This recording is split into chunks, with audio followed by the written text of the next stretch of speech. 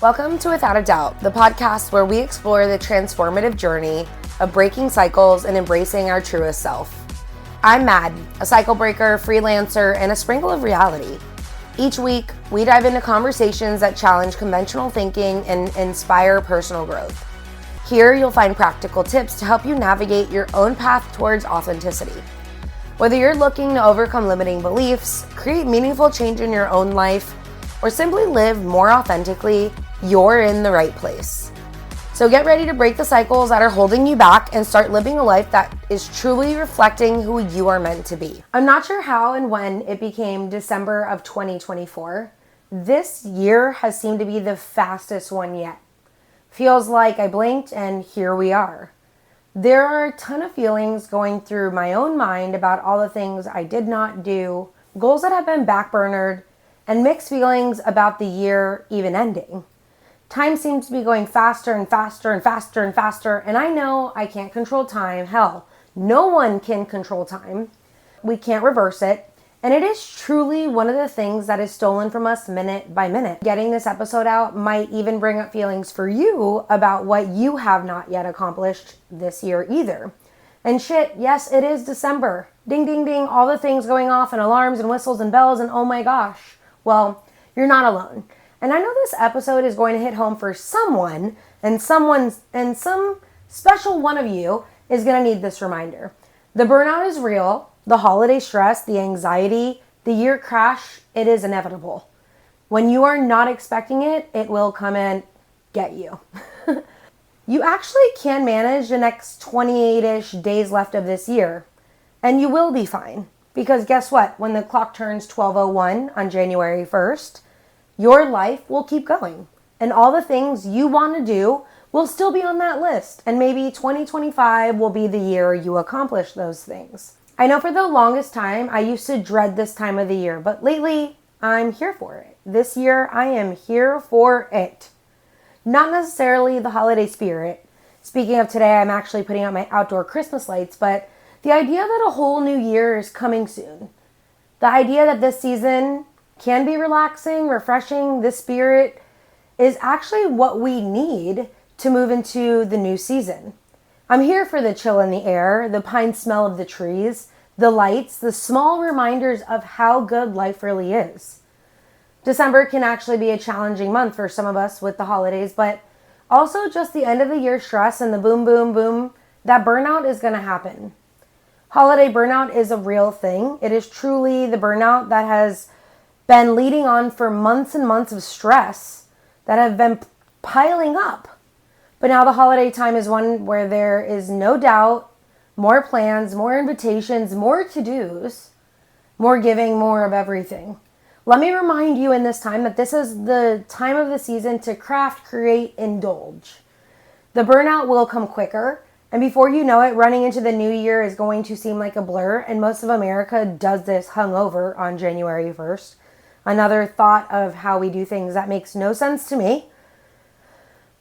Let's start January 1st feeling like a bag of shit. No, thank you. But we have control over how we feel, how we attack the holiday season, and how we move through our own burnout. The very first step is recognizing that you're actually experiencing burnout. This might actually show up as irritability, fatigue, lack of motivation, feeling emotionally drained. And if you can acknowledge this, you can actually start to address the issue instead of pushing through it. Pushing through it is not always going to get you where you need to go. We do need to take a break. We do need to rest. We do need to recharge, even in our busiest times. You can't pour from an empty cup. You can't give what you don't have. You have to be able to function. Rest is best. Take the break. Take the few minutes. Go for the walk. Take the night off. Say no to the invitation. It's all for you. At the end of the year, we often start experiencing these pileups on workload, personal expectations. The personal expectations peak, like the holidays, family events. We need to take a moment to actually figure out what is most important to us and where our energy is best spent. Let me remind you that you don't need to do everything. Focusing on your top priorities and letting go of tasks or commitments that are not essential. Like I said, just take the night off. You don't have to attend every single party you're invited to. The joy of missing out is a real thing. Learn this and you will find a tiny little sparkle and gem in life. At this time of year, it's also easy to feel like you need to finish everything before the end of the year. Some things can actually be deferred until after the holidays or even later into next year. Even if this year you didn't get that new home you wanted, start that home project, save the money, it can still get done. Sometimes we have other life priorities that are sucking up things or taking up space when we don't expect them to. If you're feeling overwhelmed, see if there's other things that can actually be delegated. You can pay someone to do it at home, at work. I don't know. Delegation's a sign of strength. It is not a sign of weakness. Asking for help, using others is a tool. It's going to help you focus on what is most important and allow others to pitch in. Ask for help. We all need it. And it's also easy to be really hard on yourself when you're feeling burnt out. I have experienced this. Self-criticism only makes things worse. Be kind to yourself. Acknowledge that you're doing the best that you can and give yourself permission to take care of your needs without guilt. You can rest without guilt. It's not a waste of time. Recharging your battery is like giving yourself the juice you need to do a better, more efficient job. This month for me is more of a struggle for sure. This is the month that my dad actually passed away, and somehow this little black cloud feels like it's always hovering starting this month, December 1st. I might just say so far I'm not feeling that cloud, and maybe that's why I'm not feeling so burnt out as of yet this holiday season. The love we practice for ourselves is so important. This is one of those things that I have to deal with in my own life. You inevitably will have to deal with it if you don't already have this haunting life of grief in the holidays. It brings sadness, and it comes with the joy. We miss our past loved ones even more, especially if they pass during this time. You have to move with grace and allow the feelings. That is all a part of avoiding the burnout. While socializing also may feel draining when you're burnt out, connecting with supportive friends or family members that support you can be uplifting. It can be motivating, even if it's just a quick check-in, a short chat. Human connection can remind you that you're not alone in how you're feeling. This doesn't mean you need to go to the big dinners and do all the shit you don't want to do. It means engage where you feel you can recharge and find your own sparks. Doing things that you like actually brings recharge. I talk about crafting a lot because that's how I find my flow, my creative juice, but everybody is different. I also feel that this means nature, walking, intentional movement for your health.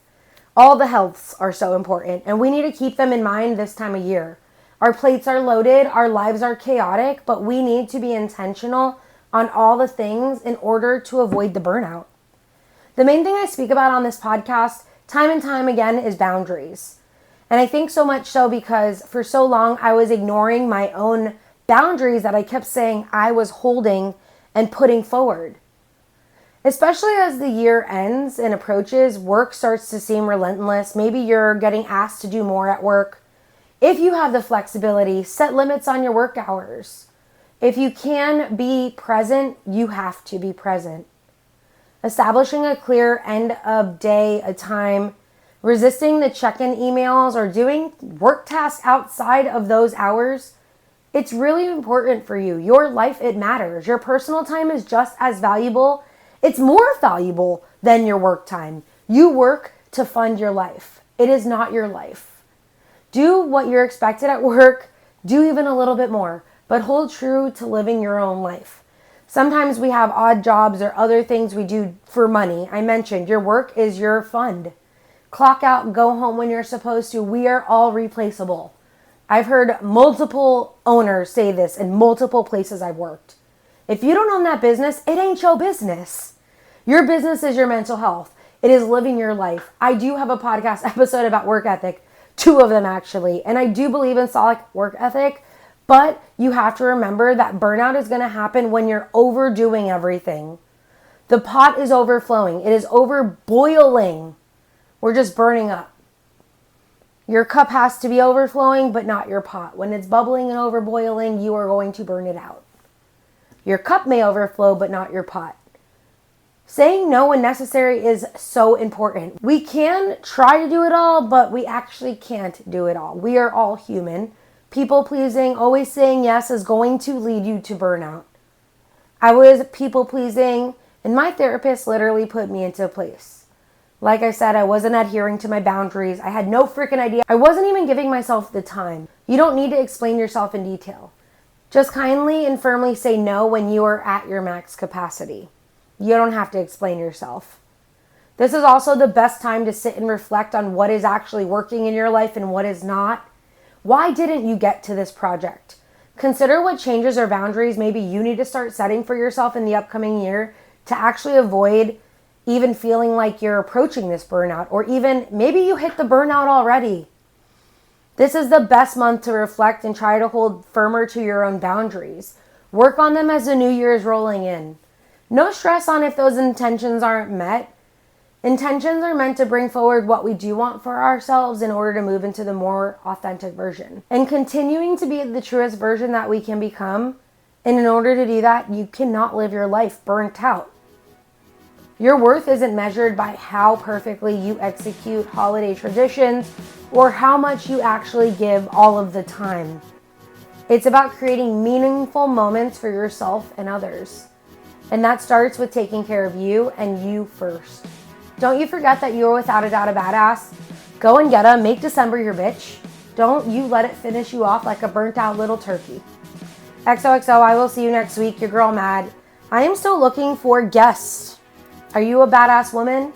Do you have something that you can share with the world? Do you want to motivate someone with your story? Send me a message on Instagram at Without a Doubt the Pod, or send me an email at itsyourgirlmad@gmail.com. Hey, and by the way, if you love this podcast, let me remind you that you sharing this is one of the greatest ways to help my podcast just grow. If you don't already follow this, hit the follow button. Give it a rating. Do something with this that can help this go from where I am now to somewhere greater. You have the ability to help me be a bigger podcaster. I love you for being here, and you can always find me on YouTube, Instagram, or anywhere you listen to your podcasts. See you around and catch you next time. Bye.